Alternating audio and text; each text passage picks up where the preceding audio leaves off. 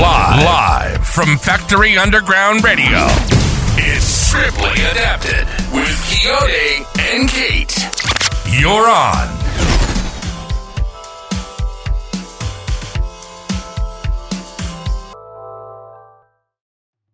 Yes, y'all. Welcome to another episode of Strictly Adapted 80s R&B and more. I am your host, producer extraordinaire, Quixote. I added the extraordinaire part. Oh, I see that. So what I did there, Yeah, right? I see that. I'm your boy Quixote, joined by none other than Kate. Kate, what's up? Hey, what's going on? Actually, I'm wearing the headphones for the first show. I feel really official. This is the first time you're wearing the headphones? Mm-hmm. Yeah. Really? Oh, okay.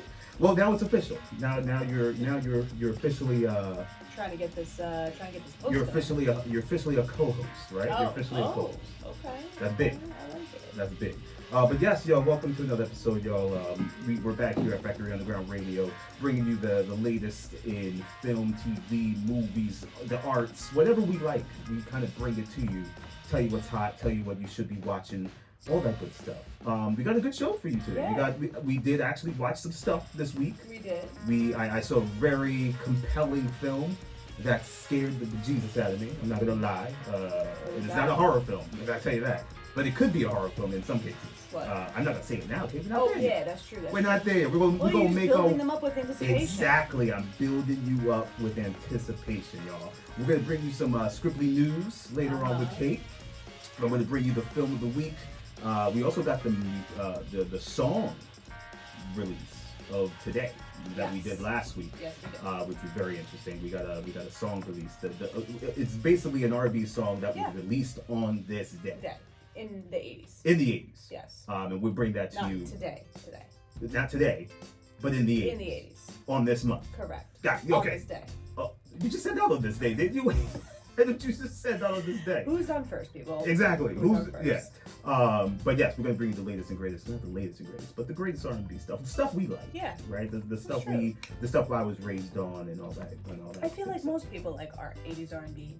I had a request actually at work last week. I said, "What kind of tunes you guys want to listen to?" Tunes. Wait, hold on. You can't say what kind of tunes. You sound like my grandmother. Like you sound. Hey, what kind of tunes y'all gonna play today? That's what you sound like. I mean, all I'm saying is, did you really say what kind of tunes? I did, and he didn't even notice. And he just was like 90s R&B. I said, "Dude, you're like 12. Like you want 90s R&B?" Well, listen, man. He's got good taste. Let's do it. He's got good taste. 90s. We I don't know what we might get into some 90s. I hate to say it to you, but honestly, 90s R&B is like. Yeah, don't say it. I'm a genre. I know. What? It is. 90s R&B. But I like 80s pop. I know you like 80s pop, but you're saying that 90s R&B is like better the best, than 80s R&B? Well, actually, if we're gonna argue, early 2000s R&B was where it was at. What? Coyote, of Wait, course. wait. You know that. You're telling okay. This has changed the dynamic of this 2000s show. R&B. This has changed the dynamic We're of this show. talking Usher. We're talking Did you- Aaliyah. We're did talking you Monica, just- TLC, Destiny's Child. Should I keep going? Okay, what came out your mouth just now is blasphemy. not It's blasphemous. It's not.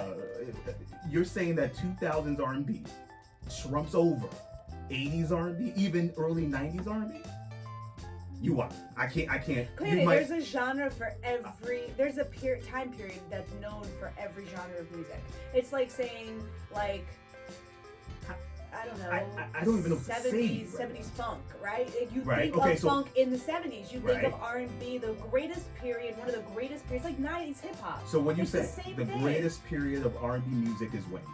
Early 2000s. You're No, crazy. man. I can't believe what that. We Yo, had people like, I mean, yes, everybody in the 80s paved the way for the Right. people now. Well, this is going to be a But great. you look at Babyface, you look at, Babyface was also in the 80s. see, he even agrees. No, he doesn't agree with me. No, exactly. He agrees. But I'm just saying, I'm going to take the thumbs up. You should give me the thumbs No, up. no thumbs up for it's you. true. Listen, Come we're on. going to do a poll on our Instagram page at, That's true. at Scriptly Adapted. What We're am I going to doing do a that poll. poll during the break? Which era of R&B is the best? 80s, 90s, or you're saying 2000s? Okay, but that's like saying someone saying, I guarantee you're going to lose on this. No, but that's like someone saying, if someone said to you, what is the greatest era of hip-hop, that should be easy. What would you say? The greatest era of hip hop? Oof. I'm gonna Coyote. say Come on. the 90s. Yes, exactly, because it's just known. That's when hip hop came alive. That's when, even though hip hop's been around for 50 years, but it's like 90s hip hop was just different, and that's how I'm categorizing it too. Like, you felt the music. I cannot co-sign this. Yes. Yeah, that's a little Joey Watley. Don't you want me? And as I'm doing the post Kate for the greatest era of R&B music, before I post it, I wanna ask you again, just to confirm that you are saying with a lot of confidence that the 2000s is the greatest era of R&B. I just want to confirm. I wouldn't necessarily say it's the greatest. I think it comes. What my point is like, there's always one genre where you're like, oh, I know that to be that. Like when you ask what the 2000s, what comes to your mind, people will say R&B. Like when you say, what do you remember from the 90s? What stands out in your mind about the 90s? Like one of the things will be hip hop. It's probably one of the greatest time periods of that musical genre is the 90s. So that's what I'm saying. Like it's maybe not the greatest, right? But I mean, if you think about all the early, I don't know, also too, because we were super young, right? Like we were teenagers, so it was like, oh, you know, you had Brandy and Monica and all the girl groups, and you know, to me, that's what R&B was. You had Babyface, you had boy bands too. Like I mean, it was more popish, but I don't know. But I think you're gonna lose badly on this. I don't it's think okay. So. It's okay because some of like I lost when you thought that Joaquin Phoenix. Well, that's a little different. I didn't walk around saying Joaquin Phoenix is the greatest actor of our era. But you said that's you were pretty confident when you said that he did not win an Oscar. Yes, I was very confident in that, and you were wrong. And I was wrong. Your boy was wrong. Right. I didn't put a poll out there to embarrass you. I definitely was wrong, but I do have to put a poll out there to embarrass you. That's right. But that's what I do. But welcome back, y'all. This is Strictly Adapted on Factory Underground Radio, 80s R&B, and more. And we're back here in the studio. Kate, what we got in terms of Strictly news? We got some stuff out here, right? Yeah, I was just looking up some stuff. Like, as you all may know, Quentin Tarantino, you guys know that he has pledged to only do 10 films in his career. What's interesting, I read recently, is that his latest film was going to be called The Film Critic, and he dropped that film. He stopped making it. That was supposed to be, I believe, his 10th film. Well, it's interesting too because what I didn't know was it said so far Kill Bill Volume 1 and 2 were released as 2 separate films, and if you were to count them both, then he's technically directed his 10th. But he says he counts them as one film because that's how they were originally intended, and 2 parts were filmed in one go, actually, which is what I knew. I knew interesting. That. Okay. Yeah. Okay. So his 9 films are in order: Reservoir Dogs, which was very good, amazing, excellent. And I'm not a huge Tarantino fan. One of my favorite directors. Yeah. By the way. Well, I know. One of my favorites. Pulp Fiction, Jackie Brown, Kill Bill Volume 1 and 2, counts as one film. Yeah. Death Proof, Inglourious Bastards, Django Unchained, which was excellent, The Hateful Eight, which is ultimately one of your favorite films. That is one of my favorite films, man. Like, it's the score is outstanding. Movie. Who did the score? And Once Upon a Time in Hollywood. That one was good. That was his last film. That was 5 years ago. You know, Kate, I don't know if I loved that film. I liked it. I thought it was good. It was, out of all the films you just named, it's probably my least favorite. And guess what? It's worth remembering that he has never won Best Director at the Oscars. Yeah, well, okay, that is... that's insane. I think that's a snub. But you gotta remember, he's known for his writing. He's won the best original screenplay Oscar before. He has. He's not get Best Director, that's like top of the top. Wrapping up the Quentin Tarantino stuff real quick, but it says voice of a generation or immature cultural relic. Ooh. Wow, interesting question. That is. Well, that's a question? It's in the article, but it says Tarantino built a cult following as Hollywood's enfant terrible, I think that's French, in the 90s, lauded by some of the voice of a generation following Pulp Fiction. I butchered that sentence. Sorry, guys. Yeah, I don't know what you just said. Okay. But the decades since have not been without controversy, in particular sensitivities to racial slurs read into his films. So the director's use of the N-word in past scripts has led some to retrospectively question the motivation, including whether he cheapened the insult by using it as a provocative device. Well, let's leave you with that to ponder, y'all. But until then, I'm going to leave you with a little OJ's, and this is where the more part comes into Strictly Adapted. with a little For the Love of Money here at Strictly Adapted on Factory Underground Radio. Yes. A little enjoy yourself. I like to play this in the background a little bit. It's Friday. This is Strictly Adapted on Factory Underground Radio. That's a little Jackson for you. Enjoy yourself. We hope you enjoy the weekend. Yes, we are back, y'all.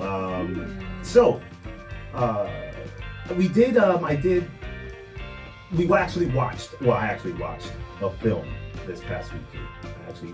I actually watched a movie. I got the chance to watch a film, which is actually, people are talking about it.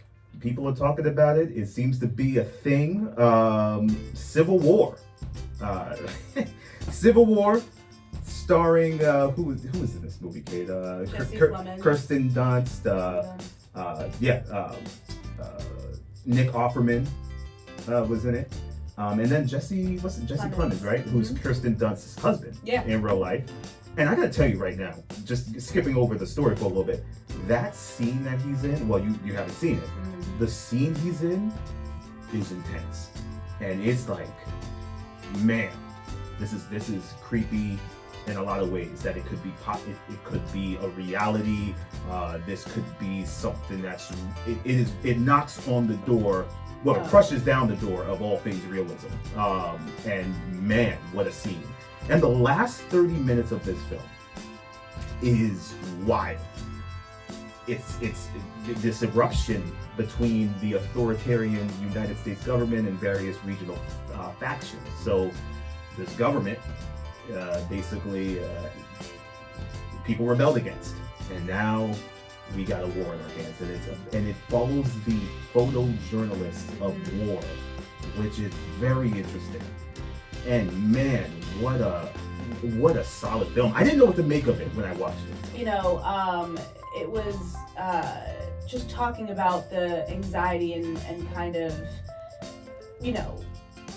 understanding like what actually is going on the screen. And he says that it's too abstract. And it was interesting because he's like, by making a jumping off point for his movie, the fact that Texas and California have both seceded from the nation and now are somehow united in their rebellion, Garland is telling us not to read Civil War as an overly easy allegory. It's not a documentary.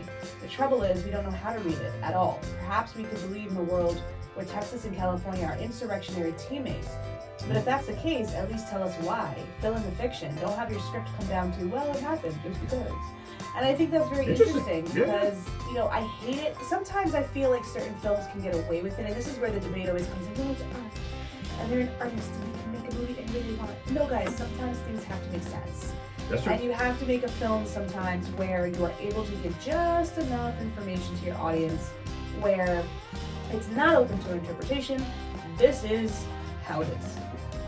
Because it just doesn't make sense. We're not looking at an abstract piece of art in a museum, we're creating a story. And that needs to make sense. It's interesting too because I don't know if you could attest to this, but he also said, and this is the last point I'll make, is the fighting feels like something out of 100 other movies. So the battle scenes are expertly staged on a kinesthetic level. Very true. And at times they're exciting, but they're never disturbing because they're overscaled and hermetic. That is a very good point, because when we get to the climax of the film, the whole vibe of the film changes. Now it turns into this action-packed, you remember those movies with Gerard Butler? That's so weird. Are you reading the same article? No. Because he literally said the staging is more sophisticated than you'd get in a Gerard Butler thriller entitled Red State, Blue State. Oh my, because that is but not by all that much. Good point, because then you feel like you're transferred into those movies. Like The White House Has Fallen? The White House Has Fallen, or whatever, The White House Down, or whatever it is. Yes, that is exactly how I felt. And by the way, to get a little nerdy on the technical side, here we go. To get a little nerdy on the technical side, I gotta give it up for the sound editing. Let's give it up. Let's give it up. Yeah. The sound editing. The sound editing was ridiculous.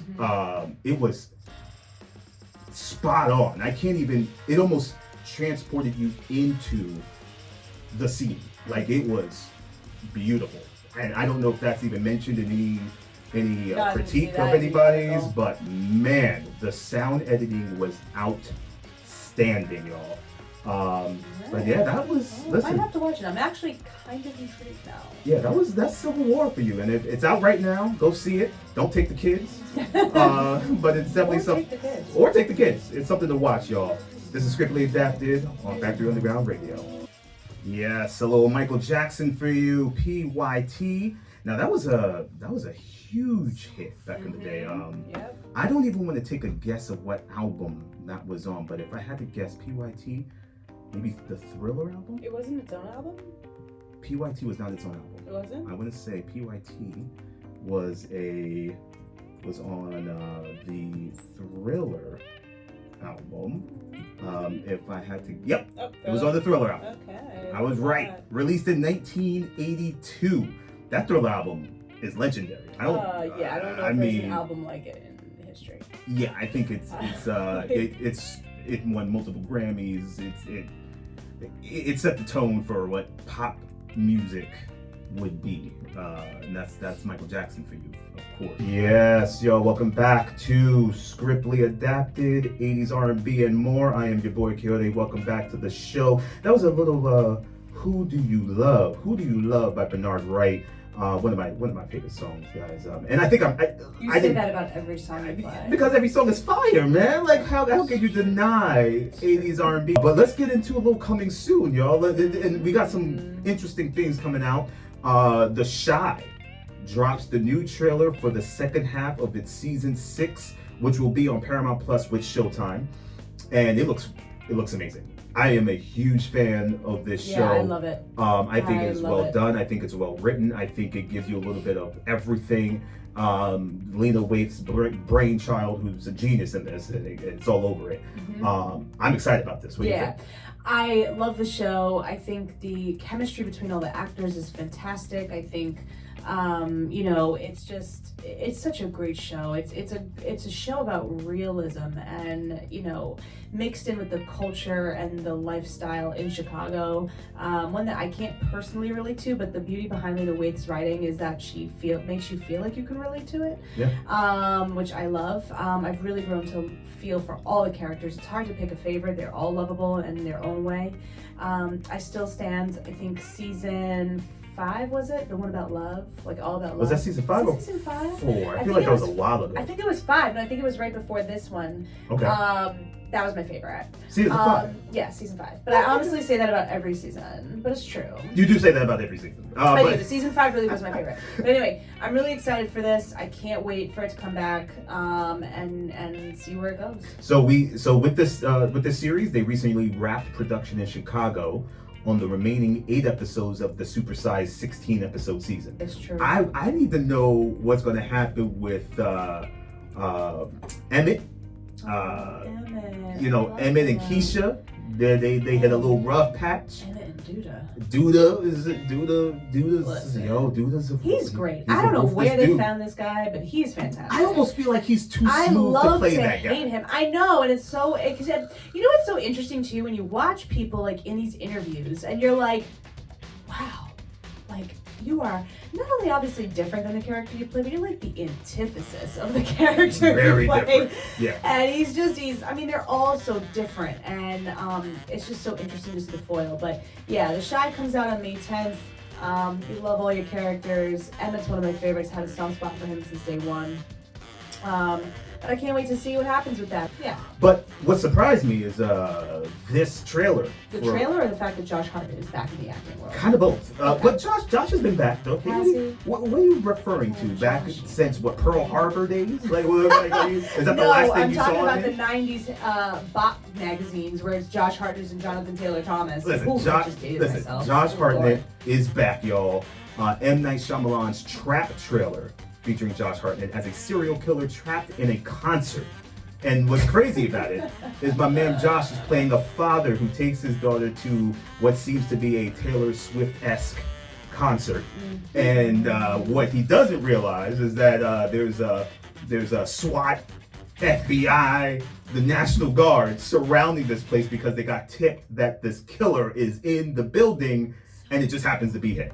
And how he gave away the it's movie? Part no, it's what they showed in the trailer. I don't. First of all, M. Night, I'm gonna need you to retire. Like, you have done way too many films that are of no substance whatsoever. I think the last great one was, what, Sixth Sense and Unbreakable? Yeah, I can't come back from The Village. I still can't come back from that. Watch your mouth. No, I'll take Signs over The Village any day. Okay? Yes. The Village was awful. Wow. It was terrible. Whoa. I'm just saying. I wish I had a sound effect. And out of respect from Bruce Willis, I'm not gonna say anything about The Sixth Sense, even though The Sixth Sense was fantastic. So he's lucky that the movie was good, but even more so, the poor guy. But anyway, can't believe what you just The Village was trash. Whoa! Signs Stop was it great. right now. M. Night needs to retire, put his movie director clapboard away. He is done. Unbelievable. That is a harsh, hard take. Oh please, you're not a huge M. Night Shyamalan fan either. I'm not the second half of M. Night, which is the majority of his films. Exactly. It's the majority of his films. Well, that's exactly my point. Kate, I cannot disagree with you more. The Village was a sleeper. Well, really, so take a poll down then. The Village was we should put up The Village poll. The Village was a very good film. Thank you very much, and it was very creative and different out of the box. Wow. Yeah. You seem to be taking this personally, like you created The Village. But listen, y'all. This is scriptly adapted on Factory Underground Radio with a little rhythm of the night, the barge. Yes, a little the barge rhythm of the night. Let me bring that up a little bit. Sing it, Elle. Hey. Yes, y'all.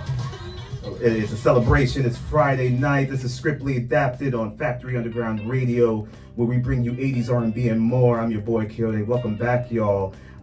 Kate. That's such a feel-good song. Feel-good song. That's Elle. That was Elle singing his heart out. It was. They were like the light-skinned Jacksons. That's what they considered them. The light-skinned Jacksons. They consider themselves that? That's what people consider them. The light-skinned Jacksons. Yikes. Right? They listen. They had. This is just what I remember. You know, I remember hearing the song on the greatest film of all time, The Last Dragon. We'll get into that. Oh, but listen, you can say whatever you want. The Last Dragon, one of the greatest films of all time. I don't care what anybody says. And if you don't know what I'm talking about, Google it. The Last Dragon. Okay. But I'm sorry. Right. I digress. I need you to focus. I digress. Kate, hit us. On this date in 1980, Isley Brothers released Don't Say Goodnight, It's Time for Love. That was really soulful. That sounded. Like I liked deep it. bass in my voice. Like I thought so. Like Anyway, it was released as the first single from the 1980 platinum album. Sorry, I just cracked myself up sometimes. Go All the Way. It was released as an answer of sorts to Teddy Pendergrass's hit "Turn Off the Lights." Interesting. It was an ode to love sung by Ronald Isley, who begs his lady in his trademark falsetto to give him her love, stating, "If people say that love is for the giving, so let me love you, girl." That was very thespian. That sounded very Shakespearean. For the love we go, whatever that was. My impression didn't work though. Not at all. I'm not gonna lie. All right, moving on. So the song was also their last top 40 pop hit in 16 years, peaking at number 39 pop while reaching number 1 on the R&B singles chart. So it's listen, the Isley Brothers, I love them, but their songs are too damn long. I'll tell you that. Well, this one is just as long. What are we running at? What is this song? But Don't Say Goodnight, the Isley Brothers. Oh boy. Man, this is like baby making music. Man, oh man. Well, they did say it was answer. So. For the couples out there, turn off the lights. This is scriptly adapted on Factory Underground. I'm getting flustered. Just listen to the song. I need you to just put the song on. Stop it. Yes, y'all, that's a little Isley Brothers, Don't Say Goodnight. This is scriptly adapted on Factory Underground Radio. We're back, y'all. Good stuff. Good information, Kate. I had no idea about the dates and stuff of the Isley Brothers. But again, I had to cut that bad boy a little short because we might have to turn off the lights in here. The Isleys go on. Yeah, they over and over again. They do. They do. Really do though. They go over and song over. That never ends. You see what I did there? Wow, the song that never ends. No. Did you just? Is that a lamb chop reference? It was. Wow. Big ups to Sherry Lewis. I think that's her name. No, I don't think so. So I don't know why I just picked her up. That's shameful. Is that how we're gonna end the show right Is now? that how we're gonna an awkward Sherry Lewis shout out? But no, thank you guys. Listen, this has been another episode of Scriptly Adapted. Check us out on Instagram, Facebook, YouTube. Our website, www.scriptlyadapted.com. That's right. Check us out. www.scriptlyadapted. Do people even say www anymore? No, strictlyadapted.com, y'all. I don't know what I just said. I know. But listen, y'all, enjoy the weekend. Until next time, we'll check y'all out next week. And we leave you. Do you have anything to say? I would play the outro. Yeah, let's just play the outro. Yeah? Okay. You're just listening to Scriptly Adapted on Factory Underground Radio and Live 365. Follow us on Instagram, Facebook, and YouTube at Scriptly Adapted.